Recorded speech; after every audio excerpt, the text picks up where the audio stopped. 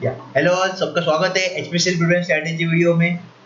तो बहुत बड़ा रिक्रूटमेंट आया है 2021 का एचपीसीएल की तरफ से, जो कि महारत्ना है, आपको पता होगा राइट।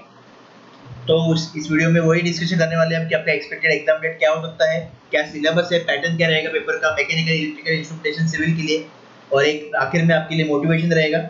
ठीक है, तो एक एक चीज के बारे में देखते हैं कि एचपीसीएल का जो प्रिपरेशन स्ट्रेटेजी है वो कैसा होना चाहिए और कैसे आपके चांसेस बढ़ने वाले हैं सिलेक्शन के लिए। ठीक है, तो जिन्होंने फॉर्म नहीं भरा है वो भर सकते हैं, 15 अप्रैल लास्ट डेट है, तो इसका ध्यान रखेंगे और फॉर्म भरिए, प्रॉपर्ली भरिए फॉर्म। ठीक है, तो स्टार्ट करते हैं अभी। ओके, नाउ सबसे पहले जो है आपका एग्जाम पैटर्न कैसे रह सकता है। अभी उन्होंने ऑफिशियल पैटर्न जो है अपने पास नहीं है। ठीक है, तो ये जो पैटर्न है मैं आपको बता रहा हूँ कि जो प्रीवियस एग्जाम हुआ था उसके बेसिस पे एक पैटर्न है आपका ये। ठीक है, तो क्या है आपका, इसमें टेक्निकल है एंड नॉन टेक्निकल है, दो सेक्शन में डिवाइड कर दिया है। Total 75 technical questions, total 75 general aptitude question, मतलब नॉन टेक्निकल क्वेश्चन आपके रहेंगे, और टोटल दोनों मिला के आपके 150 मार्क्स का पेपर हो सकता है। ठीक है, जैसे उनके तरफ से ऑफिशियल नोटिफिकेशन आएगा ऑब्वियसली मैं वीडियो बनाऊंगा, लेकिन फिर अभी फिलहाल मतलब प्रिपरेशन करने के लिए ये जो पैटर्न हम यही फॉलो करेंगे। ठीक है, तो टोटल 150 मार्क्स का पेपर होने वाला है, ये आपका पैटर्न रहेगा। बाद में सेक्शनल कट ऑफ है इसमें, तो ये आपको ध्यान देना है क्योंकि बहुत सारे स्टूडेंट जो है इस पे ध्यान नहीं देते हैं, और आखिर में because of sectional cut off बहुत सारे स्टूडेंट बाहर हो जाते हैं। ठीक है, तो ये आपको नोट डाउन करके रखो, अगर आप एचपीसीएल के लिए बहुत सीरियसली प्रिपेयर कर रहे हो तो नोट डाउन करके रखो कि टेक्निकल में आपका 50% है वो होना चाहिए, मतलब इधर जो है आपके 37.5 अप्रोक्सीमेटली आपके होने चाहिए। ठीक है, और 30, तो ये सब के लिए है, मतलब ओबीसी, यूआर, ईडब्ल्यू सब के लिए है। एक आपका सेक्शन कट ऑफ हुआ डोमेन का, ये फर्स्ट क्राइटेरिया आपका हुआ।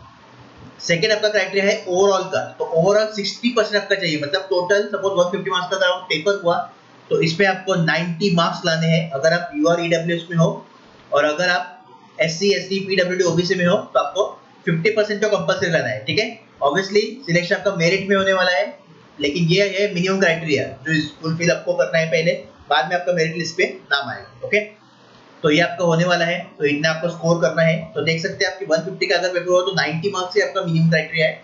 तो देखते हैं क्या होता है। सबसे इंपॉर्टेंट है आपका जो ये सीबीटी होने वाला है उसका 85% वेटेज है। ठीक है, तो इसके आगे का जो प्रोसेस है that is your group task और इंटरव्यू। अगर ये भी आपका प्रॉपर नहीं हुआ और इसमें आपका प्रॉब्लम हो, क्योंकि ये अपने हाथ में नहीं है राइट, कुछ भी हो सकता है इसमें, तो आपका अगर सीबीटी में बहुत ही अच्छा स्कोर है तो आप मतलब ये कवर कर सकते हो, क्योंकि दोनों का मिला के 15% है। ओके, दोनों का मिला के 15% है, तो एक बहुत बड़ी अपॉर्चुनिटी आपके पास है कि सीबीटी के लिए अच्छा प्रिपेयर करो और अपने चांसेस जो है सिलेक्शन के बढ़ाओ। ठीक है, तो सिलेबस आपको पता चला कि डोमेन और एप्टीट्यूड है। अभी डिटेल में डिस्कस करते हैं सिलेबस के बारे में। ओके, तो सबसे पहले हम स्टार्ट करेंगे मैकेनिकल से। तो मैकेनिकल में आपका फर्स्ट सब्जेक्ट जो होने वाला है वो होगा आपका इंजीनियरिंग मैथमेटिक्स। ठीक है, तो इसमें आपको क्या करना है, आपका लीनियर अलजेब्रा आ गया, डिफरेंशियल इक्वेशंस आ गया, कैलकुलस आ गया, प्रोबेबिलिटी कर लो, परम्यूटेशन एंड कॉम्बिनेशन भी कर लो इसमें। ठीक है, न्यूमेरिकल मेथड अगर करना है तो करो, नहीं तो फिर छोड़ दो, इतना इंपॉर्टेंट नहीं रहेगा। लेकिन ये जो है ये बहुत इंपॉर्टेंट चैप्टर्स आपके होने वाले हैं इंजीनियरिंग मैथमेटिक्स के। ठीक है, बाद में आपके जो सब्जेक्ट्स है टेक्निकल, तो वो आपके as per GATE syllabus. Okay, as per GATE syllabus आपका सिलेबस है, दो से देख सकते हैं आप, fluid mechanics, thermal science, applied mechanics, design, material manufacturing, industrial engineering. Now according to HPCL आपको क्या इंपॉर्टेंट है और क्या नहीं, ये हम डिस्कस करेंगे, क्योंकि ये बहुत ही इंपॉर्टेंट है आपके जानना कि एचपीसीएल के फोकस में हम क्या करेंगे। ठीक है, तो सी इधर मैंने ऑलरेडी आपके लिए प्रायोरिटी वाइज आपका सब्जेक्ट का लिस्टिंग किया है, तो सेकंड सब्जेक्ट आपको स्टार्ट करना है, थर्ड एंड फोर्थ सब्जेक्ट। ठीक है, तो इससे पता चलता है कि ये जो है fluid mechanics and thermal sciences ये आपके लिए बहुत ज्यादा इंपॉर्टेंट होने वाला है। ओके, और ये मैं आपको बोल रहा हूँ CBT plus interview point of view से। तो इंटरव्यू में भी आपको मैक्सिमम क्वेश्चन अगर टेक्निकल पूछेंगे तो इससे पूछेंगे, that is your thermodynamics, thermal engineering, आपका हीट ट्रांसफर आ गया, मास ट्रांसफर आ गया, फ्लूइड मैकेनिक्स आ गया। ठीक है, इसके ऊपर पूछेंगे। डिजाइन पे सबसे लो फोकस करो, मतलब बाद में फोकस करो, पहले इसको सबसे स्ट्रांग बनाओ।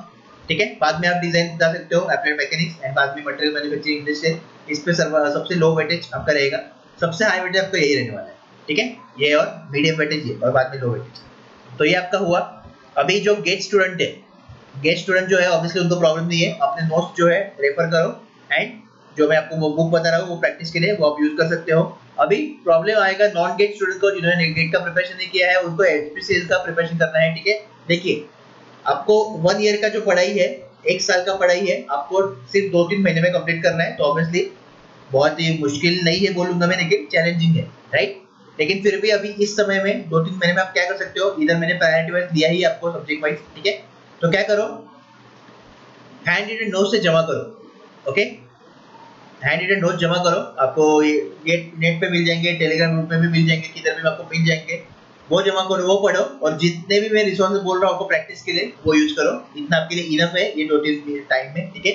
ऑब्वियसली आपको ज्यादा पढ़ाई करना पड़ेगा, क्योंकि बहुत सारे सब्जेक्ट है गेट में भी, 8 to 9 सब्जेक्ट रहते हैं इस हिसाब से।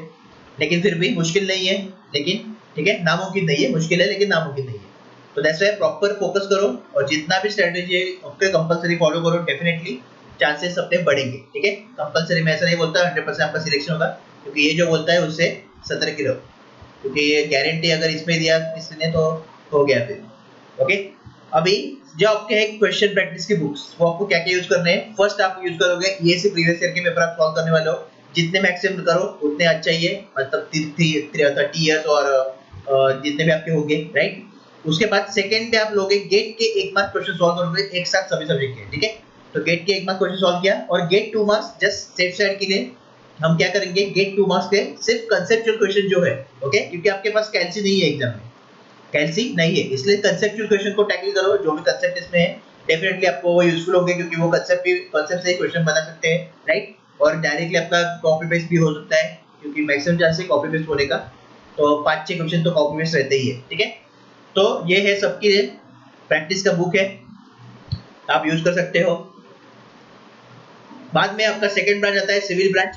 तो सिविल ब्रांच में भी आपका इंडियन मैथमेटिक्स है, जिसमें आपको डिफरेंशियल इक्वेशन आएगा, बाद में लीनियर अलजेब्रा आपको करना है, कैलकुलस आपका मेन है, प्रोबेबिलिटी करना है, प्रोबेबिलिटी या परम्यूटेशन आपको करना है, कॉम्बिनेशन परम्यूटेशन आपको करना है, ठीक है। तो ये मेजर फोकस चैप्टर्स है, और बाकी भी आप कर सकते हो, लेकिन इस पे मैक्सिमम फोकस है। नेक्स्ट आपका आएगा टेक्निकल सब्जेक्ट। तो ये आपके टेक्निकल सब्जेक्ट्स है, जो कि आपका है गेट सिलेबस, ओके। तो गेट सिलेबस में जितने भी टॉपिक्स है आपके, ये है वो, ओके। तो आपके लिए भी प्रायोरिटी वाइज मैंने सब्जेक्ट आपके लिए अरेंज करके रखे हैं, तो इस टाइप से आप करोगे। अगेन गेट स्टूडेंट जो है अपने नोट्स यूज करो, नॉन गेट स्टूडेंट जो है वो हैंड नोट्स कलेक्ट करके वो पढ़ो, एंड बाद में मैं जो भी रिसोर्सेज बोल रहा हूँ प्रैक्टिस के लिए उसके क्वेश्चन लगाओ, तो डेफिनेटली आपको हेल्प होगी, ठीक है। तो ये आपको सभी करने हैं, इसमें सबसे इंपॉर्टेंट का ये है ज्योमेट्रिक्स, ओके। बाद में आपका आएगा वाटर रिसोर्स भी है, जियो टेक्निकल भी है, एंड इसमें आपका एक ट्रांसपोर्टेशन भी रहेगा। तो ये आपके मोस्ट इंपोर्टेंट सब्जेक्ट है, और बाकी के आपको करने भी है, लेकिन इसमें ज्यादा मैक्सिमम फोकस होना चाहिए आपका इंटरव्यू पर्पस से, ठीक है, इंटरव्यू पॉइंट ऑफ व्यू से, ओके। अभी रिसोर्सेज देखते हैं क्या है। तो फर्स्ट आप ईएससी के प्रीवियस ईयर क्वेश्चन लगाओगे, बाद में GATE 1 mark question, GATE 2 marks question, ठीक है। और इसमें भी आप सिर्फ कंसेप्चुअल क्वेश्चन ही करने वाले हो, बाकी के आपको करने की जरूरत नहीं है, तो इतना आपके लिए इनफ है। इसका 2-3 बार प्रैक्टिस आपको करना है कंपलसरी, ठीक है, ये आपको ध्यान देना चाहिए। बाद में आते हैं अभी इलेक्ट्रिकल पे। तो इलेक्ट्रिकल वाले क्या करेंगे, आपका मैथमेटिक्स आएगा, लीनियर अलजेब्रा, मैट्रिसेस सब आप करोगे, कैलकुलस करने वाले हो, डिफरेंशियल इक्वेशन आप करने वाले हो। बाद में आपका इसमें परम्यूटेशन कॉम्बिनेशन आएगा, और ये आ गया मतलब इसका प्रोबेबिलिटी भी आ गया, ठीक है। तो ये आपको करना है इतने चैप्टर, बाकी के भी है न्यूमेरिकल मेथड से कर सकते हो चाहिए तो, लेकिन मुझे लगता नहीं कि पूछेंगे, लेकिन अगर टाइम है आपके पास तो कर सकते हो। बाद में आपके जो टेक्निकल सब्जेक्ट है वो है आपका गेट सिलेबस, ऑब्वियसली, ठीक है। लेकिन अभी एचपीसीएल के रिलेटेड क्या इंपॉर्टेंट है वो हम देखने वाले हैं। तो एचपीसीएल के लिए आपका सबसे ज्यादा फोकस होना चाहिए, एक तो एनालॉग सर्किट्स पे, डिजिटल सर्किट्स पे, कंट्रोल सिस्टम, ईएमएफ, और इलेक्ट्रिकल एंड इलेक्ट्रॉनिक्स मेजरमेंट, ठीक है। तो ये मोस्ट इंपॉर्टेंट टॉपिक्स है और सब्जेक्ट है आपके एचपीसीएल के रिलेटेड। मैं सीबीटी प्लस इंटरव्यू के पॉइंट ऑफ व्यू से बोल रहा हूँ आपको, ठीक है। तो सीबीटी प्लस इंटरव्यू, तो इस पे ज्यादा फोकस करो, इसके जो कंसेप्ट है सभी बहुत ही अच्छे तरीके से प्रिपेयर करो, बहुत ही स्ट्रांग बनाओ इनको। बाकी के भी करना ही है, नेटवर्क करना है, सिग्नल करना है, ठीक है, माइक्रो प्रोसेसर करना है, पावर सिस्टम करना है, मशीन रहेगा आपका, मशीन भी करना है, तो ये तो करना ही है। पावर इलेक्ट्रॉनिक्स भी रहेगा, ठीक है, पावर पीई भी रहेगा, पावर इलेक्ट्रॉनिक्स, तो ये भी आपको करना ही है, लेकिन इस पे मैक्सिमम फोकस होना चाहिए, ठीक है। ओके, सोर्सेज क्या रहेंगे अभी प्रैक्टिस के, तो क्या करना है, ईएससी प्रीवियस ईयर आप खुद के लगाओगे ई के, ठीक है, और इसी वालों को भी जो कॉमन सब्जेक्ट है वो भी आप लगाओगे। बाद में गेट 1 मार्क्स सेम खुद के तो लगाओगे, लेकिन इसी वालों के कॉमन सब्जेक्ट भी आपको लगाने हैं, ठीक है, क्योंकि जितना प्रैक्टिस आप करोगे इतना बहुत ही अच्छे कंसेप्ट डेवलप होंगे, इसलिए। और मैक्सिमम प्रैक्टिस आपको चाहिए, क्योंकि महारत्न का सवाल है आखिर, राइट, एचपीसीएल है, कोई सीधा साधा पीएसयू नहीं है। तो गेट 2 मार्क्स आपके क्या रहेंगे, सिर्फ आपको कंसेप्चुअल देखना है सेफ साइड के लिए, ये अपना प्रिपरेशन स्ट्रांग करेंगे इधर। ठीक है। तो कंसेप्चुअल क्वेश्चन देखो, क्योंकि आपका कैलसी नहीं है एग्जाम में, ओके। एग्जाम में कैलसी नहीं है तो कैलकुलेशन क्वेश्चन करो ही मत, टाइम वेस्ट मत करो, ऑलरेडी कम टाइम है आपके पास, ठीक है। गेट स्टूडेंट जो है वो क्या करने वाले हैं, आपके खुद के नोट्स पढ़ो, जिधर से भी आपने पढ़ाई किया है वो खुद की करो। नॉन गेट स्टूडेंट जो है हैंडेड नोट्स करेक्ट करो, अभी बहुत सारे हैंडेड नोट्स अवेलेबल है टेलीग्राम पे भी और नेट पे भी, तो आप यूज कर सकते हो वो, ओके। नोट्स पढ़ो और ये रिसोर्सेज को कंपलसरी फॉलो करो, तो डेफिनेटली आपका भी एक कॉन्फिडेंस आएगा आपको, और डेफिनेटली आप एचपीसीएल में आपके चांसेस बढ़ेंगे, ठीक है। हार नहीं मानना है आखिर तक, क्योंकि ऐसा नहीं है कि ऑब्वियसली मुश्किल रहेगा, क्योंकि एक साल का जो पढ़ाई है, और I can say 6 to 8 month का पढ़ाई आपको मतलब 2-3 मंथ में करना है, तो ऑब्वियसली टाइम ज्यादा देना पड़ेगा, ठीक है। और उतना तो देना ही पड़ेगा क्योंकि ये आखिर एचपीसीएल है, तो उतना आपका माइंडसेट रेडी होना चाहिए, ठीक है। ओके, लास्ट ब्रांच पे जाते हैं जो आपका है इंस्ट्रूमेंटेशन। तो इंस्ट्रूमेंटेशन में आपका इंजीनियर मैथमेटिक्स रहेगा, इधर भी आप लीनियर अलजेब्रा, आपका प्रोबेबिलिटी, परम्यूटेशन, कॉम्बिनेशन आप करने वाले हो। बाद में आपका डिफरेंशियल इक्वेशन तो भूलो मत, ठीक है, बहुत इंपॉर्टेंट है, अगर न्यूमेरिकल मेथड करना है तो करो, नहीं तो छोड़ो। और कैलकुलस, कैलकुलस को भूलना बिल्कुल नहीं है, ठीक है। ओके, बाद में आपके टेक्निकल सब्जेक्ट देखते हैं क्या है अभी आपके पास। तो ये आपके टेक्निकल सब्जेक्ट है जो कि आपका गेट का सिलेबस है, ठीक है। तो अभी हम डिस्कस करेंगे एचपीसीएल के मुताबिक क्या होना चाहिए, ओके। तो आपका सबसे इंपॉर्टेंट सब्जेक्ट है इंस्ट्रूमेंटेशन का, मैक्सिमम वेटेज आपको आने वाला है, जो कि ऑब्वियसली सीबीटी प्लस इंटरव्यू के हिसाब से बोल रहा हूं मैं, तो वो आपका रहेगा measurement sensors and industrial instrumentation. बहुत ही इंपॉर्टेंट सब्जेक्ट है, एक एक कंसेप्ट बहुत स्ट्रांग रखो, पूरा आपको याद होना चाहिए सभी चीजें इसके बारे में, ठीक है। सेकंड आपका प्रायोरिटी आएगा एनालॉग सर्किट, बाद में डिजिटल आएगा, ईएमएफ आएगा, कंट्रोल सिस्टम आएगा, और इसमें भी आपका ऑप्टिकल इंस्ट्रूमेंटेशन आ सकता है, ठीक है। तो प्रायोरिटी वाइज अगर देखें, ऑब्वियसली आपका बाकी के भी करने हैं नेटवर्क, बाकी के जो सब्जेक्ट बचे आपका गेट का सिलेबस है, लेकिन गेट के सिलेबस में इतने आपके सब्जेक्ट इंपॉर्टेंट है, ओके। ये कंपलसरी करो, जिनके नेटवर्क पे आ गए नेटवर्क थ्योरी, तो वो तो आपको करना ही है, सिग्नल्स भी आपको करना है, ठीक है, लेकिन ये आपके इंपॉर्टेंट सब्जेक्ट है। ओके, सोर्सेज क्या रहेंगे, तो क्या करना है, ईएससी प्रीवियस ईयर पेपर अगर आप कर सको, कॉमन सब्जेक्ट जो आपके ईसी और इलेक्ट्रिकल वालों के है, वो उसका प्रैक्टिस करो। गेट 1 मार्क्स खुद के लगाओगे, लेकिन अगर आप ईई मतलब इलेक्ट्रिकल वाले और ईसी वालों को भी लगाओगे, तो भी आपका काम अच्छा हो जाएगा, और बहुत ही अच्छा आपका कंसेप्ट डेवलप होगा, और एचपीसीएल के लिए जो कॉन्फिडेंस है वो अच्छे से आपका बिल्डअप होने वाला है, ठीक है।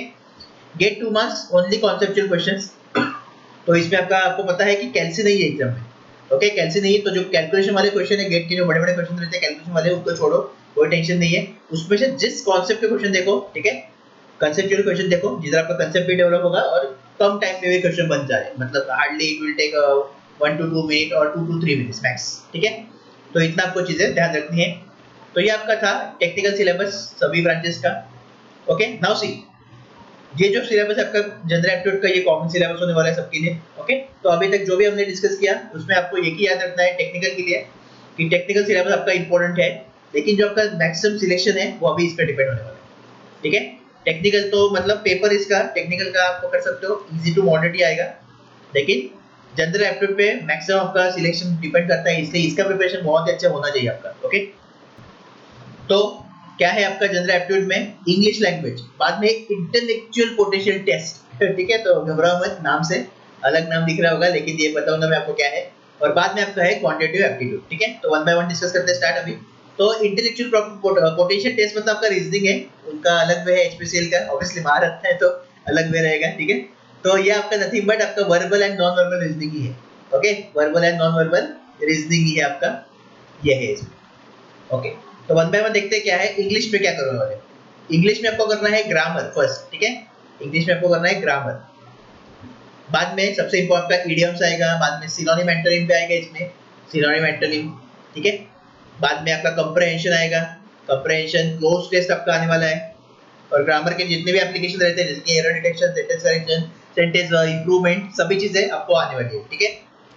ओके, बाद में हम जाते हैं एप्टीट्यूड में। तो एप्टीट्यूड में आपको परसेंटेज, रेशियो, नंबर सिस्टम, बाद में एवरेज आपका आएगा, ठीक है। बाद में इसमें ही आपका प्रॉफिट लॉस पकड़ लो, प्रॉफिट लॉस, बाद में टाइम डिस्टेंस, टाइम वर्क, बाद में बोर्ड स्ट्रीम, और ट्रिग्नोमेट्री भी आपको करना है, ठीक है। बाकी मेंसुरेशन करने की जरूरत नहीं है, लेकिन ट्रिग्नोमेट्री करो, और इसमें पाइप सिस्टम भी कर लो, ठीक है, पाइप सिस्टम कर लो। तो एसआईसी आपका बचा, एसआईसीआई डिस्काउंट, प्रॉफिट लॉस डिस्काउंट, एसआईसीआई, ठीक है, सिंपल इंटरेस्ट, कंपाउंड इंटरेस्ट। तो इतना आपको सिलेबस करना है। अभी आते हैं हम इंटेलेक्चुअल पोटेंशियल टेस्ट। तो इसमें आपका सबसे पहले आएगा डेटा इंटरप्रिटेशन, बहुत ही इंपॉर्टेंट है इसके, तो मतलब ये फर्स्ट आपको इसमें स्टार्ट करना है, आइडेंटिफिकेशन बहुत ही इंपॉर्टेंट रहेगा ये, ठीक है। बाद में इसमें आपको पजल, तो यस पजल भी आपको पूछ सकते हैं वो, ठीक है, पजल भी आपको पूछ सकते हैं, 1 to 2 क्वेश्चन एक्सपेक्ट कर सकते हो डीआई और पजल से। फिर बाद में आपका वर्बल का स्टार्ट होगा, जैसे कि आपका ब्लड रिलेशन आ गया इसमें, ठीक है, आपका ये आ गया, डायरेक्शन टेस्ट आ गया, कोडिंग डिकोडिंग आ गया, नंबर सीरीज आ गया, इसमें आपका मिसिंग रहता है, इसमें आपका रॉन्ग नंबर सीरीज रहता है, ठीक है। बाद में अगर मैं नॉन वर्बल में जाऊँ तो आपको पेपर कटिंग, पेपर फोल्डिंग आ गया, ठीक है। बाद में मिसिंग फिगर आ गया, मिसिंग फिगर, ट्रायंगल कैलकुलेट करो, स्क्वायर कैलकुलेट करो, ये सब नॉन वर्बल का जो पार्ट है वो आ गया। तो जो भी मैं बुक बताने वाला हूँ उसमें से करना है आपको कंपलसरी, उसमें सभी टॉपिक मेंशन है, तो कोई टेंशन की जरूरत नहीं है। तो कौन के लिए आपका बुक होगा आर एस अग्रवाल का, उसमें यूज करो, कंसेप्ट डेवलप करो, ठीक है। और निकुंज से कंसेप्ट कॉर्नर चैनल अपना जो सेकंड चैनल है, उसमें जितने अभी तक वीडियो में डाले हैं कौन के, वो रेफर करो, क्योंकि उसमें लेटेस्ट पैटर्न क्वेश्चन देख रहे हैं बहुत अच्छे टाइप्स के, तो वो आपको कंपलसरी देखना है, ठीक है। इसका जो लिंक है डिस्क्रिप्शन में आपको मिलेगा, तो आपको चेक करना है वो। बाद में इंटेलेक्चुअल पोटेंशियल टेस्ट के लिए भी आर एस अग्रवाल का verbal and non verbal, verbal and non verbal ये बुक आता है, ठीक है। ये आपको रेफर करना है, इसमें जितने पॉइंट है वो एक एक मतलब सबके एटलीस्ट प्रैक्टिस के लिए अच्छे क्वेश्चन करो, जो मैंने डिस्कस किया उससे ज्यादा क्वेश्चन करो, और जो नहीं डिस्कस किया मैंने उसके भी कम से कम 20 to 25 क्वेश्चन प्रैक्टिस कर लो, ठीक है। इंग्लिश के लिए कोई भी बुक जिसमें आपका ग्रामर हो, कोई भी बुक ले सकते हो, ओके। अभी सिनोनिम एंटोनिम का कैसे है, आपको पता है कि बहुत सारे सिनोनिम एंटोनिम में, अनलिमिटेड सिनोनिम एंटोनिम है, ठीक है। तो इसका मैं मंडे इवनिंग मतलब कल या आज इवनिंग तक, मंडे इवनिंग तक मैं आपको पीडीएफ देने वाला हूँ, ओके। उसमें आपके लगभग 70 to 80 ये होंगे सिनोनिम एंटोनिम, तो उसमें से प्रॉपर्ली करो। ऑब्वियसली वो पीडीएफ में 2 महीने बाद भी अपडेट करूंगा, ठीक है। और ये अपने टेलीग्राम चैनल पे मैं देने वाला हूं आपको, तो आपको संभाल के रखना है, और 2 महीने बाद जो आने वाला है वो भी आपको संभाल के रखना है, ठीक है। तो टेलीग्राम पे अपना गवर्नमेंट जॉब ये आप सर्च करो, नहीं तो फिर डिस्क्रिप्शन में जाके इसका भी लिंक लिखो, सभी लिंक डिस्क्रिप्शन में अवेलेबल है। कंपलसरी चैनल को ज्वाइन करो ताकि उधर सब आपको अपडेट भी मिले एचपीसीएल के, और ये पीडीएफ भी आपको मिले, ठीक है। तो इतना आपको करना है, इतना इनफ है। तो ये होगा आपका मतलब कंसेप्ट डेवलपमेंट के लिए। और अगर एग्जाम ओरिएंटेड आपको अच्छा प्रैक्टिस करना है तो आपको क्यूबॉक्स ज्वाइन करना होगा, जो कि आपका इस साइट पे आपको मिलेगा अपना जो ओआरजी पे, ठीक है। 6 महीने के लिए आपको क्यूबॉक्स मिलेगा, और ये सभी एग्जाम के लिए है, तो डेफिनेटली आपको बहुत ही हेल्प मिलने वाली है। इसमें जो इंग्लिश वोकैब है, कॉन्ट है और रीजनिंग है, ठीक है। डेली आपके 10 क्वेश्चन आएंगे, और अब तक ऐसे 20,000 प्लस क्वेश्चन आ चुके हैं। तो प्रैक्टिस के लिए मतलब नॉन टेक के लिए ये बेस्ट है, क्योंकि इसमें आपका मिक्स क्विज रहने वाला है, तो आपको प्रॉपर्ली पता चलेगा कि आप किस सेक्शन में लैग कर रहे हो और किस में नहीं, ठीक है। तो आर एस अग्रवाल से ऑब्वियसली आपके कंसेप्ट डेवलप होंगे, लेकिन एग्जाम ओरिएंटेड प्रैक्टिस आपको करना है, तो क्यूबॉक्स इंपॉर्टेंट है और सभी एग्जाम के लिए है, और डेफिनेटली आप इसको ज्वाइन कर सकते हो। डिटेल्स आपको वेबसाइट पे मिल जाएगी, ठीक है। ओके, अभी सबसे इंपॉर्टेंट जो है वो आपका एक्सपेक्टेड एग्जाम डेट क्या हो सकता है, ठीक है। तो देखिए, एक्सपेक्टेड एग्जाम डेट और टारगेट एग्जाम डेट मतलब क्या, कि आपको इस डेट तक आपका सिलेबस फिनिश करना है और रिवीजन स्टार्ट करना है। तो ये रहेगा आपका मई 3rd वीक, ठीक है। मई 3rd week to 4th week आपका रह सकता है। बाकी 1 मंथ बिफोर आपको नोटिस देंगे, अपने को नोटिफिकेशन आएगा, एंड जैसे आएगा कुछ इन्फॉर्मेशन ऑब्वियसली मैं आपको अपडेट देगा दूंगा ही, तो आपको टेंशन की जरूरत नहीं है। जैसे आपके प्रिपरेशन पे फोकस करो, बाकी अपडेट तो मैं आपको देता रहूंगा चैनल पे, टेलीग्राम पे भी, और अपने इस पे भी, यूट्यूब पे भी, राइट। तो मई 3rd और 4th वीक एक्सपेक्टेड है एग्जाम, तो तब तक प्रिपरेशन प्रॉपर्ली करो, ठीक है। अभी आज तो 8 मार्च है, तो ये मार्च के आपके लगभग हो गए 22, ठीक है। बाद में आपका अप्रैल आ गया, और बाद में आपका ये सब इसके 15 दिन पकड़ लो, मतलब अप्रोक्सीमेटली आपके पास 60 डेज है, ठीक है। अप्रोक्सीमेटली आपके पास 70 डेज है।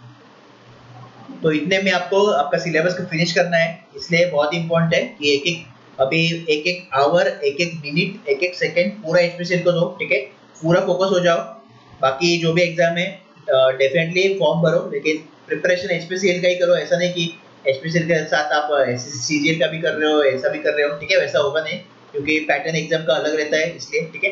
सबसे इंपॉर्टेंट है अभी कि बहुत सारे स्टूडेंट का डाउट होगा कि सर टेस्ट सीरीज आने वाला है कि नहीं, तो अनफॉर्चुनेटली गाइस टेस्ट सीरीज में नहीं ला पाऊंगा, क्योंकि आपको पता है कि मैं कुछ भी नहीं देता आपको, राइट, क्योंकि प्रॉपर्ली एक टेस्ट डिजाइन करना पड़ता है, और बहुत सारे अभी भी काम है मेरे पास, 2 टेस्ट सीरीज का काम ऑलरेडी चालू है, तो इसमें मैं एचपीसीएल का नहीं लाऊंगा, ठीक है। और इसके लिए आपको टेस्ट सीरीज की जरूरत नहीं है, जितने मैंने सोर्सेस आपको बोले ना, 3 सोर्सेस मैंने बोले आपको, ईएससी गेट 2 मार्क्स, ठीक है। 3 सोर्सेस बोले, इसको 2-3 बार प्रैक्टिस करो, आपको बिल्कुल जरूरत नहीं है टेस्ट सीरीज की, ठीक है। बाकी का आपका नॉन टेक्निकल का आप क्यूबॉक्स से करोगे, तो उसमें भी आपका मतलब टाइमर हो जाएगा, तो मतलब टेस्ट सीरीज की जरूरत नहीं पड़ेगी, इसलिए आपको इसमें पढ़ना नहीं है। जस्ट आपके कंसेप्ट स्ट्रांग रखो, उसमें आपका भरोसा रखो, उसमें आपका कॉन्फिडेंस रखो, इतना आपका इनफ रहेगा, ठीक है। तो टेस्ट सीरीज की आपको जरूरत नहीं है डेफिनेटली। अगर मेरे पॉसिबल होता मेल आता, लेकिन अनफॉर्चुनेटली नहीं हो सकता, इसलिए मैं आपको ऑलरेडी बता रहा हूँ, ठीक है। तो फाइनल मोटिवेशन रहेगा एचपीसीएल का कि नो गेट है, विदाउट गेट एक महारत्न आपको रिक्रूट कर रहा है, बहुत ही अच्छा अपॉर्चुनिटी आया है इतने सालों बाद, ठीक है। तो अगर आप गेट देने वाले हो, मतलब गेट आपको देना नहीं है या गेट में आपके खराब मार्क्स आए हैं, तो डेफिनेटली ये जो अपॉर्चुनिटी है इसको कंपल्सरी आपको ग्रैब करना है। बहुत ही अच्छी वैकेंसीज, 200 वैकेंसीज है टोटल चारों ब्रांच का मिला के, ठीक है। और महारत्न है तो एक ही मतलब आपको एग्जाम देना है और 6 to 8 मंथ में आपका लाइफ किधर से किधर हो सकता है, ठीक है।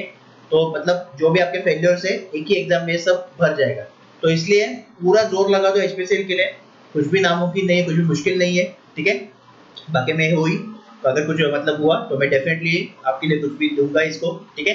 तो टेंशन लेने की जरूरत नहीं है, जस्ट फोकस रहो, टेलीग्राम चैनल पे ये करो, ज्वाइन करो और बाकी फालतू चीजें जो है वो उससे बचो, फालतू के डिस्कशन, फालतू के यूट्यूब पे जो चीजें चल रही है इसका इसका उसका कुछ पर आपको मतलब लेना देना नहीं है, ठीक है। क्योंकि अगर एचपीसीएल नहीं मिला तो 2021 की ये बिगेस्ट अपॉर्चुनिटी आप मिस कर दोगे महारत्न की, ये भी मैं आपको बोल रहा हूँ अभी, ठीक है। क्योंकि इसके बाद पता नहीं आ सकता है अपॉर्चुनिटी और नहीं भी आ सकता है, तो इसलिए आया है अपॉर्चुनिटी तो ग्रैब करो और पूरा जोर लगा दो। और मतलब टारगेट आपका मेरिट लिस्ट होना चाहिए, ठीक है। टारगेट अगर आपका मेरिट लिस्ट नहीं है तो एग्जाम में जाओ मत, प्रिपरेशन मत करो, क्योंकि कुछ फायदा नहीं है। क्योंकि अगर आप मेरिट में हो तो ही आपको महारत्न मिलेगा, नहीं तो बिल्कुल नहीं मिलेगा, ठीक है। तो अभी आपको लगता है कुछ कि और चीजें मतलब इंक्लूड करना है तो नेक्स्ट वीडियो बताऊंगा इस पे, नहीं तो फिर प्रिपरेशन चालू करो, सभी चीजें मैंने दे दी है, ठीक है। जो नए हैं चैनल को सब्सक्राइब करो ताकि एचपीसीएल के जो अपडेट्स है आपने मिस ना हो। और इस पर व्हाट्सएप अभी ग्रुप सब बंद करते हैं मैंने, क्योंकि सिक्योरिटी पॉइंट ऑफ व्यू से, और अभी सब अपना टेलीग्राम पे आ गया है। तो जो टेलीग्राम पे अपने ग्रुप से वो कंपल्सरी ज्वाइन करो अपना गवर्नमेंट जॉब, उस पे आपको सब अपडेट सब पीडीएफ जो है वो मैं दूंगा, ठीक है। तो प्रॉपर्ली यूटिलाइज करो जो भी रिसोर्सेज मैं आपको दे रहा हूँ, उसका रिसोर्स प्रॉपर्ली यूटिलाइज करो, आपका जो टाइम है उसको मैनेज करो, ठीक है। इतना करो बहुत हो गया। देखते देखिए अपने हाथ में रिजल्ट नहीं है, राइट, हमेशा मैं बोलता हूँ अपने हाथ में रिजल्ट नहीं है, लेकिन डेफिनेटली अपने आप में है जो है हार्ड वर्क, ठीक है। Hard work plus smart work.